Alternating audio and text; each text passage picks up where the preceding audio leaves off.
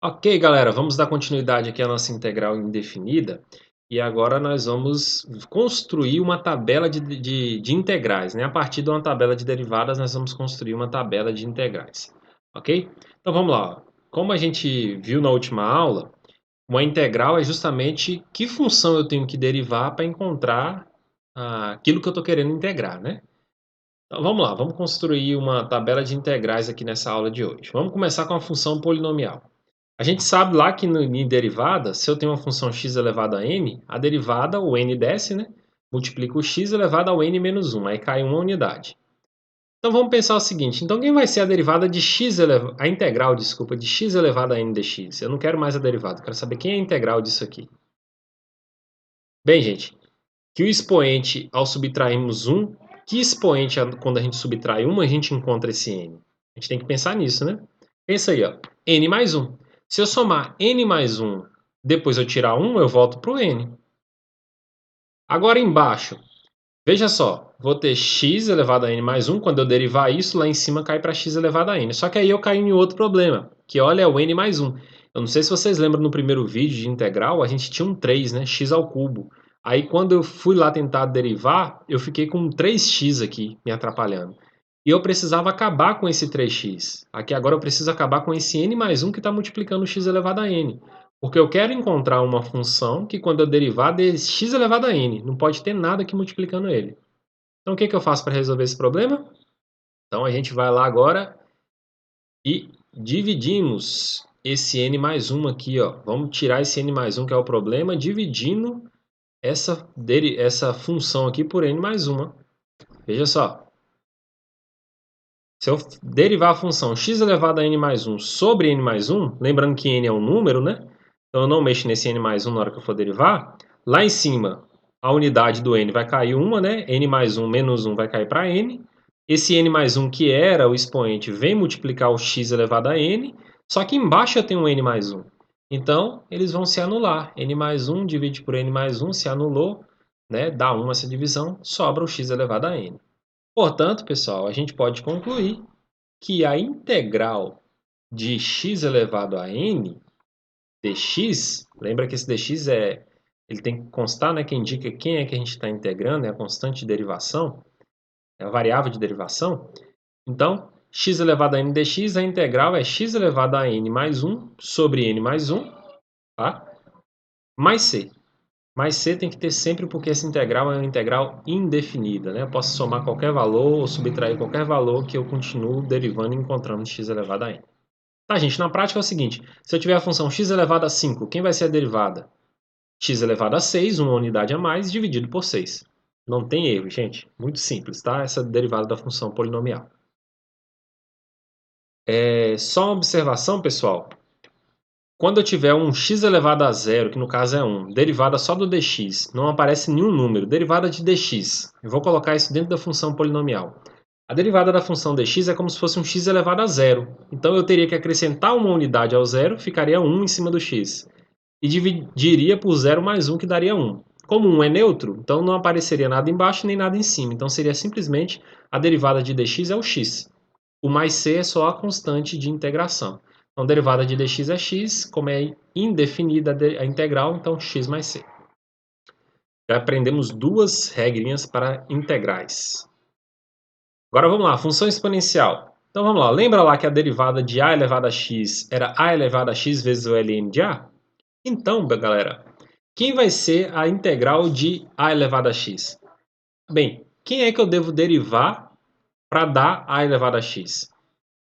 Eu devo derivar essa função aqui, ó, a elevado a x vezes o ln de a. Por quê? Vejam só, ln de a, ele é uma constante, isso aqui é um resultado é um número. O a não é um número real aqui esse a, né? Por definição lá, ele é a base da minha potência, da minha exponencial. E o ln é um logaritmo, então logaritmo de um número. Então isso aqui é um número, que o a elevado a x, que é a função, está dividindo.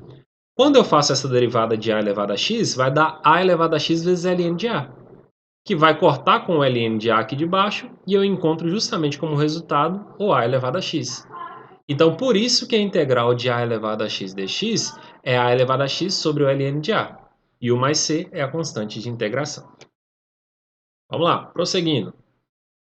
qual é a derivada de e elevado a integral de e elevado a x, né? Então, a derivada de e elevado a x é ele mesmo, né? É o próprio e elevado a x. Então, quem vai ser a integral de e elevado a x? O próprio e elevado a x. Então, tanto a integral como a derivada de e elevado a x é ele mesmo, o próprio e elevado a x. É o número de Euler, ok, galera? Função logarítmica. Na verdade, a gente vai ver apenas o ln. Galera, olha só. Agora, essas próximas funções que a gente vai ver aqui, nós vamos analisar esses resultados das derivadas. Então, ó, a derivada do ln de x é 1 sobre x. Então, eu não quero saber qual é a integral de ln de x. Eu quero saber qual é a integral de 1 sobre x. Tá vendo aqui, ó? 1 sobre x. Como 1 é neutro, vai ficar dx sobre x. 1 sobre x vezes dx, então vai ficar 1 dx sobre x, que é isso aqui. Quem é a integral disso? Bem, se o ln quando eu derivo dá 1 sobre x, então a integral de 1 sobre x vai ser o ln de x. Na verdade, vai ser o ln do módulo de x, porque por definição esse logaritmando tem que ser um número positivo. Então por isso que a gente coloca esse módulo. Por definição de logaritmo, o que a gente calcula aqui tem que ser positivo. Então, a integral de dx sobre x, sempre que você vê uma coisa como essa, a integral é o ln de x mais c, ok? Vamos lá, prosseguindo.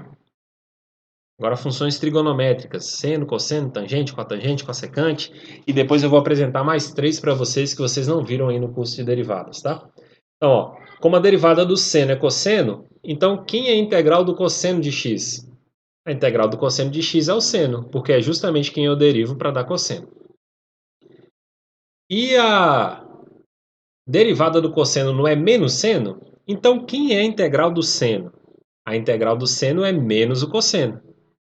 Isso aí tem que ter muita atenção aí, viu? Cuidado para não confundir derivada com integral. Derivada do cosseno é menos seno. A integral do seno é menos cosseno. E a integral do cosseno é seno. Só essa atenção com os sinais aí na hora de integrar. A gente aprendeu também lá em derivada que a derivada da tangente é secante ao quadrado. Então, qual é a integral de secante ao quadrado? É a tangente de x, que é justamente a função que eu devo derivar para encontrar o que está aqui, ó, secante ao quadrado de x dx. Aprendemos também que a derivada da cotangente é menos cossecante ao quadrado. Então, qual é a integral da cossecante ao quadrado? Menos cotangente, ok? Jogo o sinal para lá, menos cotangente. Aprendemos também nas funções trigonométricas que a derivada da secante é secante vezes tangente. Então, quem é a integral de secante vezes tangente? Sempre que você vê lá na expressão secante vezes tangente, quem é essa integral? É a secante de x, porque ela, quando eu derivo, me volta para esse valor que está aqui dentro da integral. E aprendemos também que a derivada da cossecante é menos cossecante vezes cotangente. Então, qual a derivada de cossecante vezes cotangente, sem esse menos? É menos a cossecante de x, ok, gente? Então, essas a gente viu. Essas 6 aí trigonométricas a gente viu. Agora a gente não viu as derivadas das funções arcs, que são as arco-seno, arco-tangente e arco-cosseno. Então, e arco-secante, né? Essa eu vou apresentar para vocês, tá? Então nós temos essas 3 aqui, ó. É o arco-tangente, arco-seno e arco-secante. São 3 funções que a gente calcula a integral. Ah, professor, eu não sei o que é esse arco-tangente, não sei o que é esse arco-seno, não sei o que é esse arco-secante. Bem, para você calcular as integrais, não tem necessidade de você saber o que é. Mas esse arco-tangente é justamente o ângulo em que eu preciso calcular uma tangente, calcular para achar um determinado resultado. Por exemplo, tangente de x é igual a 2. Quem é esse ângulo que eu calculo que dá 2? É o arco-tangente de 2. Entendeu? Eu descubro esse ângulo dessa forma. Então, o arco tangente ele é como se fosse quando eu quero descobrir numa equação um ângulo que eu não sei como calcular ele. Então, é como se fosse uma raiz que eu não sei calcular o valor. Eu simplesmente deixo a raiz lá. Então, quando eu estou calculando a tangente de um valor e eu não sei que ângulo é esse que dá um resultado lá, eu simplesmente coloco o arco tangente desse número, vai ser o ângulo.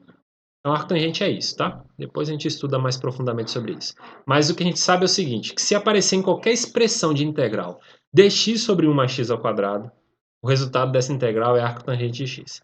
Se aparecer raiz de 1 menos x ao quadrado embaixo, é o arco seno de x, é o resultado da integral. E se aparecer dx sobre x vezes raiz de x ao quadrado menos 1, é o arco secante de x, tá? Vocês precisam saber isso, ter isso memorizado. Então, para finalizar aí, temos aí uma tabela aí de integrais, tá vendo? dê um print aí nessa tela, anote esses valores no seu caderno, porque quando a gente estiver no próximo vídeo fazendo alguns cálculos, vendo alguns exemplos de integrais, do cálculo de integrais, nós vamos nos utilizar dessa tabela para resolvê-la. Ok, galera? Então, espero vocês lá, tá? Até uma próxima e não deixem de estudar, tá? Não deixem de estudar. No próximo a gente vai ver alguns exemplos para vocês fazerem exercícios. A gente não aprende cálculo, não aprende matemática sem praticar. Ok? Até a próxima, galera!